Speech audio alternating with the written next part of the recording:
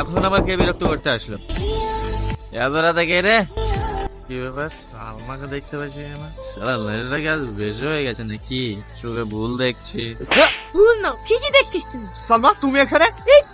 তোর লজ্জা করে না গ্রামের সব মানুষকে রাস্তায় বসিয়ে এখানে ফুর্তি করতে? যে গ্রামের মানুষগুলো তোকে বিশ্বাস করে সবাই মাথার উপরে রেখেছিল, আর তুই সেই মাথা বিক্রি করে এখানে ফুর্তি করছিস? খুব আনন্দে আছিস তাই না? আর শুধু তোর জন্য আমার বাপটা আত্মহত্যা করেছে। কি মোহন সাহেব আত্মহত্যা করেছে? বল, আমার গ্রামের লোক কি অন্যায় করেছে? মানিকপুরে একটা সোনার গ্রাম ছিল, আমার চোখের সামনে তছনছ হয়ে যাচ্ছে। আর আমি আমার বাপের ভাগ রক্ষা করতে পারি, নিজের বাপটাকেও বাঁচাতে পারলাম। দেখো সালমা, হ্যাঁ আমি অন্যায় করেছি, অনেক ভুল করেছি, কিন্তু বিশ্বাস করো আমি এটা কখনোই ভাবিনি যে আমার জন্য তোমার বাবা মারা যাবে।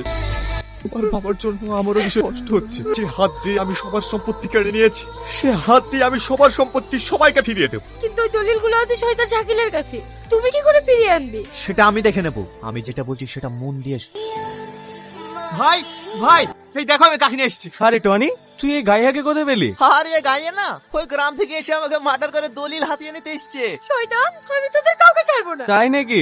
না ভাই, একে এমন শিক্ষা দিতে হবে, জমি তো দূরের কথা, যেন মানিকপুরের নামটাই ভুলে যায়। ঠিক আছে, যা নিয়ে যা। চল ছাড় আমাকে, ছাড়, তোদের কাউকে ছাড়বো না। ছাড় বলছি, ছাড়। চল।